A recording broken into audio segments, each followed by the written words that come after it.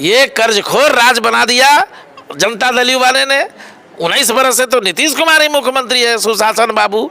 इन्हीं के राज में ना 18 को पुल दह गया है। मुख्यमंत्री सचिवालय में खाली वैसन के अधिकारी बैठे हुए हैं जो जिनके बच्चे या तो किसी विभाग में सप्लायर हैं, कोई दवा बेच रहा है, कोई कुछ बेच रहा है, यही काम हो रहा है।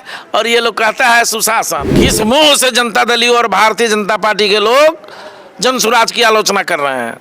इन लोगों ने बिहार को दरिद्र राज्य बना दिया है, दरिद्रतम राज्य बना दिया है। नीरज बाबू को इतिहास भी पढ़ना चाहिए। ये वही प्रशांत किशोर जी हैं जिनके शरण में नीतीश कुमार जी को जाना पड़ा था और एक मदद मांगनी पड़ी थी जो हम बिहार में पुनर्स्थापित कैसे हों। राजद वाले भी बहुत बड़बड़ाते हैं। राजद वाले को ये इतिहास याद नहीं है कि जब प्रशांत बाबू आए बिहार में तो उन्होंने नीतीश कुमार को राजद के साथ मजबूत गठबंधन खड़ा कराया, कांग्रेस के साथ मजबूत करा करके महागठबंधन नाम दिया और पूरी ताकत बुद्धि क्षमता लगाई उन्होंने और इन तमाम लोगों को जिता कर लाए और इनकी सरकार बनी। ये वही प्रशांत किशोर हैं जिनकी राजनीतिक रणनीति के रूप में ये विश्वविख्यात हैं। भारत के प्रथम राजनीतिक रणनीतिकार और चुनावी प्रबंधक के रूप में सिद्धांत देने वाला व्यक्तित्व का नाम है आदरणीय प्रशांत किशोर जी। आदरणीय प्रशांत किशोर जी बिहार में एक तरह से माना जाए तो दूसरी आज़ादी की लड़ाई लड़ रहे हैं। सर्वे भवन्तु सुखिनः,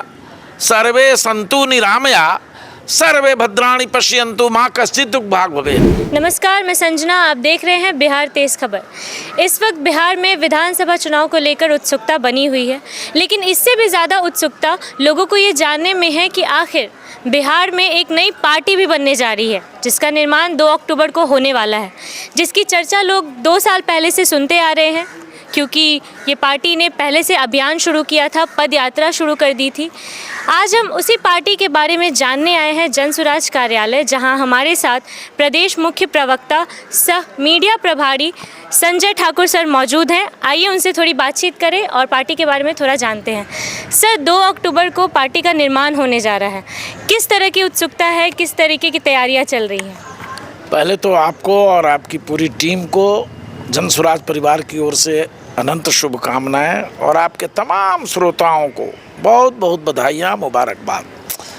देखिए, आदरणीय प्रशांत किशोर जी पिछले 2 वर्षों से 2 अक्टूबर 2022 से महात्मा गांधी की कर्मभूमि चंपारण के भितिहरवा आश्रम से पदयात्रा की शुरुआत करी और बिहार के नए निर्माण का संकल्प दोहराया और उन्होंने बिहार में व्यवस्था बदलने के लिए शंखनाद की। अभी उनकी पदयात्रा 18 जिलों को पार करती हुई 19वां जिला सुपौल में चल रही है। आगामी 2 अक्टूबर को पूरा 2 साल होने जा रहा है। महात्मा गांधी की जयंती है और उसी दिन पटना की ऐतिहासिक धरती पर वेटनरी कॉलेज के प्रांगण में खुला अधिवेशन बुलाया गया है जिसमें हमारे 38 जिलों के सभी संगठन के पदाधिकारी, प्रखंड स्तर, पंचायत स्तर से लेकर जिला स्तर तक के सभी संगठन के पदाधिकारी, प्रदेश के पदाधिकारी, सब लोगों का जमावड़ा हो रहा है। बड़ी संख्या में हमारे सक्रिय कार्यकर्ता भी आ रहे हैं। तो उस दिन सभी साथियों की राय से पहले ही निर्णय ले लिया गया था कि उस तारीख को जनसुराज को पार्टी के रूप में तब्दील किया जाएगा। ठीक 2 अक्टूबर को जनसुराज एक राजनीतिक दल के रूप में परिवर्तित हो जाएगा। सर, 2 अक्टूबर ही क्यों? 2 अक्टूबर इसलिए कि महात्मा गांधी की जयंती है और आदरणीय प्रशांत किशोर जी शुद्ध रूप से महात्मा गांधी की विचारधारा को लेकर गांव-गांव, गली-गली घूम रहे हैं। महात्मा गांधी की जो सोच थी, जिसमें हमारा वैदिक सोच भी उस सोच के साथ शामिल है। सर्वे भवन्तु सुखिनः, सर्वे सन्तु निरामया, सर्वे भद्राणि पश्यन्तु माँ कश्चित् दुःख भाग् भवेत्। सभी का कल्याण हो, सभी स्वस्थ रहें, सभी योग्य बने, सभी काबिल बने, ये हमारा वैदिक मंत्र है जिसके लिए महात्मा गांधी जीवन पर्यंत संघर्षरत रहे और हिंदू, मुस्लिम, सिख, ईसाई आपस में सब भाई भाई का संकल्प था उनका, नारा था उनका। और इसीलिए समाज के सभी वर्गों को जोड़कर उन्होंने आज़ादी की लड़ाई लड़ी थी।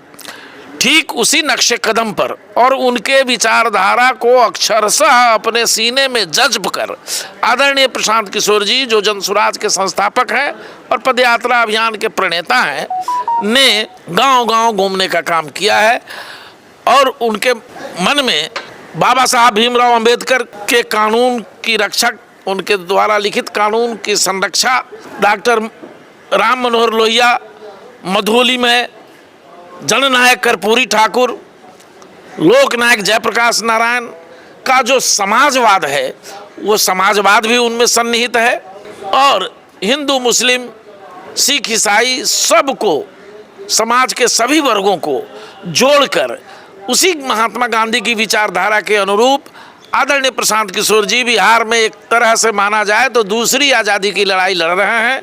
चूँकि बिहार पिछले 50-60 वर्षों से शोषित होता रहा है, बिहार देश का सबसे पिछड़ा राज्य है, बिहार देश का सबसे अशिक्षित राज्य है, बिहार में उद्योग धंधा नहीं है, बिहार के लोगों में बेरोजगारी बेतहाशा है, बिहार के लोग पलायन करके अपनी रोजी रोटी के लिए मजबूर हैं पलायन करने के लिए और दूसरे प्रदेशों में जा कर के जीवन यापन कर रहे हैं और गालियां सुन रहे हैं। इन स्थितियों से उबारने के लिए आदरणीय प्रशांत किशोर जी संघर्षरत हैं और उसी की परिणति आपको 2 अक्टूबर को राजनीतिक दल में जनसुराज के तब्दील होने के रूप में मिलेगी। सर, जब से पार्टी के निर्माण की बात सामने आई है, देखा जा रहा है कि विपक्ष पार्टी को बहुत हल्के में ले रहा है। उनका कहना है कि जैसे अभी जदयू के जो प्रवक्ता हैं नीरज कुमार जी, उनका भी कहना है कि ऐसी पार्टियां तो बनती रहती हैं, क्या ही होगा, एक पार्टी और बन जाएगी। क्या कहेंगे इस बारे में? देखिए, नीरज बाबू बोल रहे हैं, ये उनका हताशा है, उनके मन में जो घबराहट है वह इस बात से निकल रहा है। चूँकि वो तो कहेंगे ही, वो हमारे विरोधी हैं तो वो कहेंगे ही हाँ ये पार्टी से क्या बनने बिगड़ने वाला है। लेकिन नीरज बाबू को इतिहास भी पढ़ना चाहिए। ये वहीं प्रशांत किशोर जी हैं जिनके शरण में नीतीश कुमार जी को जाना पड़ा था और एक मदद मांगनी पड़ी थी जो हम बिहार में पुनर्स्थापित कैसे हों। उस समय उस घटनाक्रम को ये अगर भूल रहे हैं तो कृतज्ञता उनकी है। सवाल यह है कि जब नीतीश बाबू हार गए थे संसदीय चुनाव और इन्होंने इस्तीफा कर दिया था मुख्यमंत्री पद से और जीतन राम मांझी जी को मुख्यमंत्री बनाया था, तब आदरणीय प्रशांत किशोर जी की शरण में गए थे। उन्होंने ही इनको मार्गदर्शित किया और उन्होंने वादा किया जब हम कंधा लगाएंगे आपकी राजनीति को पुनर्वापस लाएंगे। तब वो आए। राजद वाले भी बहुत बड़बड़ाते हैं, राजद वाले को ये इतिहास याद नहीं है कि जब प्रशांत बाबू आए बिहार में तो उन्होंने नीतीश कुमार को राजद के साथ मजबूत गठबंधन खड़ा कराया, कांग्रेस के साथ मजबूत करा करके महागठबंधन नाम दिया और पूरी ताकत बुद्धि क्षमता लगाई उन्होंने और इन तमाम लोगों को जिता कर लाए और इनकी सरकार बनी। नीरज बाबू को यह भी याद रखना चाहिए कि ये वही प्रशांत किशोर हैं जिनकी राजनीतिक रणनीति के रूप में ये विश्वविख्यात हैं। भारत के प्रथम राजनीतिक रणनीतिकार और चुनावी प्रबंधक के रूप में सिद्धांत देने वाला व्यक्तित्व का नाम है आदरणीय प्रशांत किशोर जी, जिसकी पहचान केवल भारत में ही नहीं है विश्व स्तर पर है। तो ये वही राजनीतिक रणनीतिकार हैं आदरणीय प्रशांत किशोर जी, जो समाज के सही लोगों को, जिनमें सही सोच है, जिनमें बिहार को बदलने का जज्बा है, उन तमाम के सामूहिक प्रयास से राजनीतिक दल बनाने जा रहे हैं और ये जनता का सुंदर राज लाना उनका मकसद है, ताकि बिहार से गरीबी हटाई जा सके, बेरोजगारी हटाई जा सके, बिहार में महिलाओं को भी रोजगार मिल सके, नौजवानों को भी रोजगार मिल सके और बिहार की शिक्षा व्यवस्था उन्नत बनाई जा सके ताकि हमारे बच्चे अपने पांव पर खड़े हो सकें। ये इस अभियान से और इसमें जुट रहे लोगों की भीड़ से जिस तरह से जात पात धर्म मजहब की दीवारें टूट रही हैं, राजद भी उतना ही घबराया हुआ है, जितना भाजपा में घबराहट है उतना ही जनता दल में घबराहट है। इसलिए किसी का अगर बयान आ रहा है तो ये तीनों हमारे विरोधी हैं। ये तीनों ने बिहार को रसातल में पहुंचाया है, बिहार को बर्बादी के कगार पर पहुंचाया है। इसलिए ये अगर विरोध में बोलते हैं तो बोलते रहें, इनकी बौखलाहट है। सर उन्होंने तो सीधा सीधी चुनौती भी दिया है। उनका कहना है कि बिहार में जो पलायन रोकने की वो बात कर रहे हैं, सबसे ज़्यादा पलायन भी वही कर रहे हैं। सबसे ज़्यादा उन्हीं वो बाहर जाकर ज़मीनें ख़रीद रहे हैं, यहाँ के बच्चों को अपने कॉलेजेस में या फिर बाहर के राज्यों में पढ़ा रहे हैं। तो वो पलायन कहाँ रोक रहे हैं? उनका कहना है कि पलायन को लेके अगर उन्हें बहस करना है तो वो उनसे कर सकते हैं, पलायन नहीं हो रहा है। क्या बहस करेंगे? झूठ बोल रहे हैं। कहाँ जमीन खरीद लिए हैं? सबूत दे।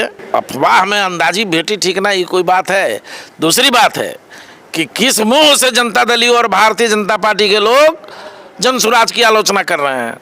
इन लोगों ने बिहार को दरिद्र राज्य बना दिया है, दरिद्रतम राज्य बना दिया है। अभी अभी नीति आयोग का जो रिपोर्ट भारत सरकार को सबमिट किया गया है, भारत सरकार के नीति आयोग ने जो रिपोर्ट दिया है उसमें स्पष्ट लिखा है, पढ़ लीजिए आप लोग और पूरे बिहारी भाइयों को समझाइए कि उस नीति आयोग की रिपोर्ट में स्पष्ट किया गया है कि बिहार देश का सबसे अशिक्षित, बिहार देश का सबसे गरीब, सर पर उनका एक मिनट, सबसे पिछड़ा और सबसे बेरोजगारी वाला राज्य है, जहां सबसे ज़्यादा पलायन है। दूसरा आंकड़ा जो उन्हीं की सरकार का है, ये भी सुन लीजिए। अभी अभी जो बिहार सरकार ने आर्थिक सर्वेक्षण कराया है, उस आर्थिक सर्वेक्षण में ये रिपोर्ट आई है कि 2000 ईस्वी में बिहार पर 1,91,000 करोड़ रुपया कर्ज चढ़ा। 2021 में यह कर्ज बढ़कर 2,38,000 करोड़ हो गया और 31 मार्च 2023 तक यह कर्जा बढ़कर के 2,94,000 करोड़ हो चुका है। ये कर्जखोर राज बना दिया जनता दल वाले ने। 19 बरस से तो नीतीश कुमार ही मुख्यमंत्री है, सुशासन बाबू। इन्हीं के राज में ना 18 को पुल दह गया है। ये सब क्या है? ये रिश्वत का खेला है। और जो अधिकारी इसमें जिम्मेदार हैं, पुल निर्माण निगम के उच्च शीर्ष पदस्थ अधिकारी और उस विभाग के जो मंत्री जिम्मेदार हैं, क्यों नहीं नीतीश कुमार बाबू अगर सुशासन वाले हैं, ईमानदार मुख्यमंत्री हैं, तो क्यों नहीं जांच करा रहे हैं? क्यों नहीं कार्रवाई हो रही है? उनके इर्द गिर्द मुख्यमंत्री सचिवालय में खाली वैसन के अधिकारी बैठे हुए हैं जो जिनके बच्चे या तो किसी विभाग में सप्लायर हैं, कोई दवा बेच रहा है, कोई कुछ बेच रहा है, यही काम हो रहा है।